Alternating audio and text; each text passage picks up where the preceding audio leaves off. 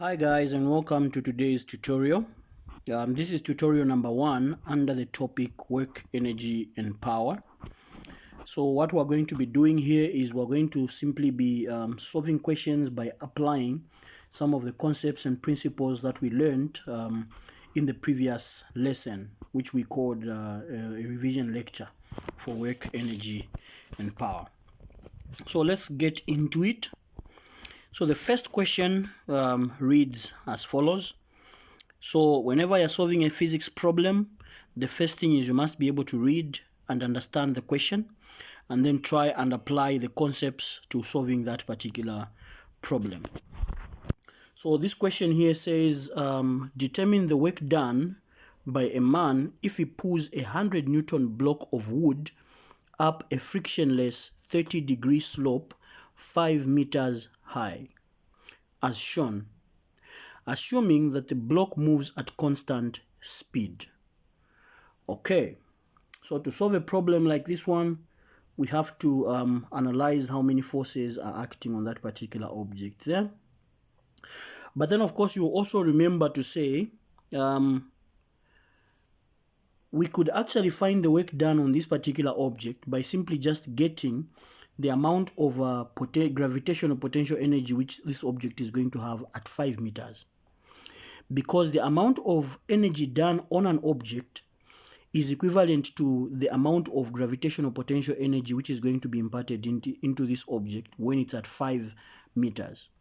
So already here, since the weight of this object is 100 newtons and the height to which it's going to move is 5 meters, I can tell already here that the amount of work is supposed to be 500 joules. But then let's try and use the other method. We should be getting 500 joules. So to use the other method, we have to look at the forces acting on this particular object, and then also the distance it's covering in the direction of motion. So when this object is pulled in this direction here, the force which we are going to apply is going to be equal to F here. Okay? Now, since this object is moving at constant speed, that means the net force acting on this particular object must be 0. Therefore, the force F here in this direction is going to be equal in magnitude but opposite to the force down the incline, which happens to be mg sine theta. And mg sine theta there happens to be a component of weight, which is this here. So we're getting mg sine theta from mg. And then the other component of mg is, of course, in this direction, which is perpendicular to the direction of motion. That's mg cos theta. So to find the amount of work done by this man here, all we need to do is get the force F, multiply that by the vector displacement covered in the direction of force, and then we'll be able to get this here. So already we know the force is going to be mg sine theta, because F and mg sine theta have to be the same, because the net force is 0 due to the object moving at constant velocity here. So to get the distance there, I think we can easily use trigonometry, because we have been given the angle here as 30 degrees and we have been given this here as 5 meters. So to get the length here, or to get the distance there, all we need to do is just say 5 divided by sine theta. That's trigonometry. And of course we can actually name this length here d, and then that's how we get it. So you can clearly see here, before we start solving, we have the data.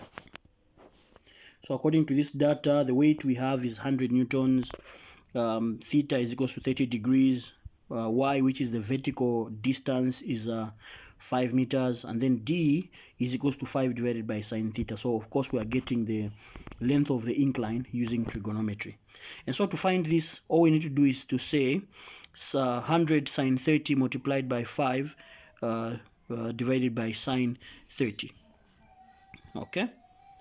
So you will see that this comes from this part here.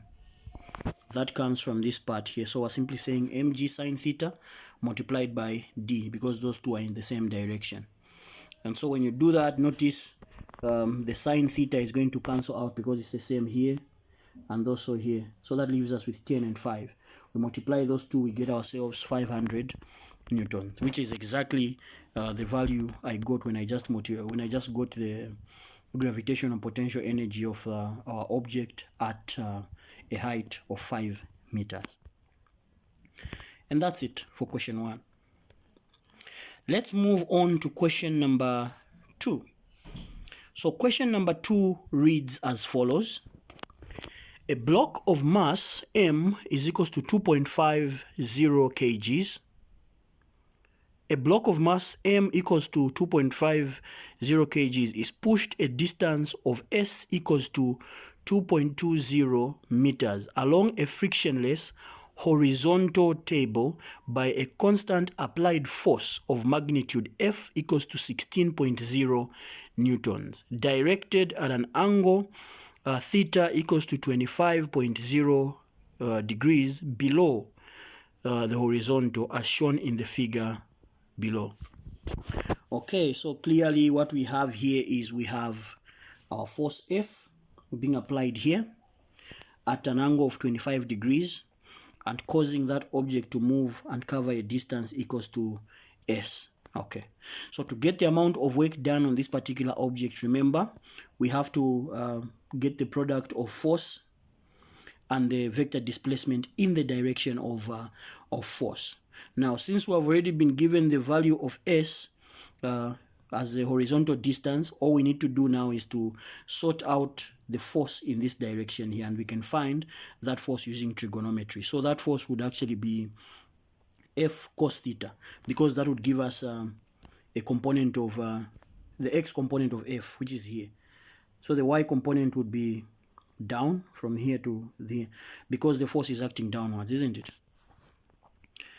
All right.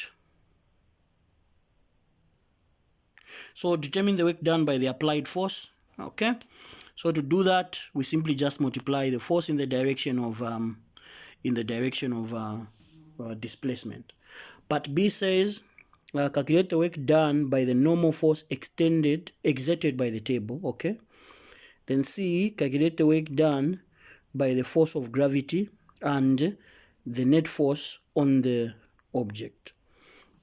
All right, so the first one, I think I've already explained how to get that. So that's this part here. We're simply saying work is equals to F cos theta. Why F cos theta? That's the force in the direction of this vector displacement S. Okay, so we come here, we have actually been given data, so we'll simply just say W, which is work, is equals to 16 cos 25 multiplied by 2.20, and that gives us a value of 31.9 joules as the solution for our first question A. To get question B, we need to, the question says calculate the amount of work done by the normal force exerted by the table. Okay, so there's actually a reacting force here acting in this direction, isn't it? And that's the force we call Fn. So we're going to call that Fn. That force is going to be equal in magnitude to the sum of these two forces here. Remember, if this particular object is only moving in the horizontal direction, then that means there's no net force acting in the y direction. Therefore, the total sum of all forces in the y direction must be equal to 0. So the total forces acting upwards, that's Fn, and the total forces acting downwards, that's mg and F sine theta. Where are we getting F sine theta? That's a component of F in this particular direction. So that's actually going to be 16 sine 25. That's how we're going to get the net force there. Okay? And so this is what we have here. When you look at this part here, we're simply saying the total downward forces are going to be equal to the total upward forces. So total upward forces, we have Fn. Total downward forces, we have mg plus F sine theta.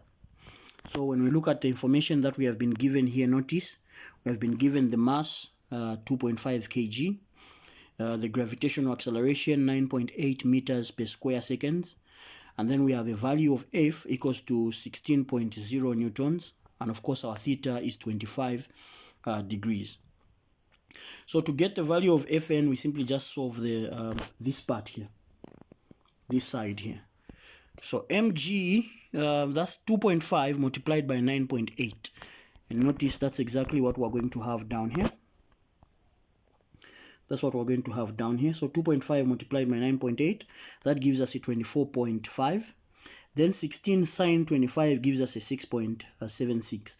We add the two values there, we get the value of Fn equals to 31.26 newtons. So this is the force, this is the net force acting, reacting to the downward forces. Now the question said we should get the work done by this force. For work to be done, a force has to produce motion. So if a force does not produce motion here, then of course we are not going to have any work. So the work done by the normal force is actually 0, because we're going to multiply that force Fn by 0, because there's no distance covered in the vertical. So the amount of work done here is going to be what? 0 joules. And then also for the work done by the force of gravity, again, that's going to be equal to 0. Of course, we can find the amount of weight, which is this here, but then there's no distance which has been covered in the vertical direction, in the direction of gravity. Therefore, the work done also there is going to be 0 joules, like that. All right. And for part D said we should find the work done by the net force, right? Okay. So in the F direction, the net force is 14.5 newtons, and in the Y direction, the net force is 0. Therefore, the amount of work being done by our net force, which is the overall force, is going to be horizontal, which is what we got before, right? So the net force acting here is going to be, okay, sorry about that. The net force acting there is going to be 14.5 newtons along the positive x axis. But then we have to multiply that by the distance covered in that direction. And that's, I believe that's what we did in the first question here, 2.20. And so the work done by the net force here also is going to be equal to, was it 31.5? 31.5 joules. Let me just check it here. 31.9 joules. And that's how you sort out question number 2. And with that solved, that brings us to the end of our first tutorial under the topic work, energy and power. Feel free to go through this over and over again, and if you still have some questions, you can always write them down in the chat section, and then I'll be able to respond to them. Of course, to solve such problems, don't just write 0, because you might be getting marks when you are solving for Fn, and when you're getting the actual weight here, and when you're getting the x and y component here. It's actually not very necessary here to do this. You could solve this exactly the same way you solved the first question there, but then you know that this is the net force, so you can also solve it like this. All right, see you in the next tutorial.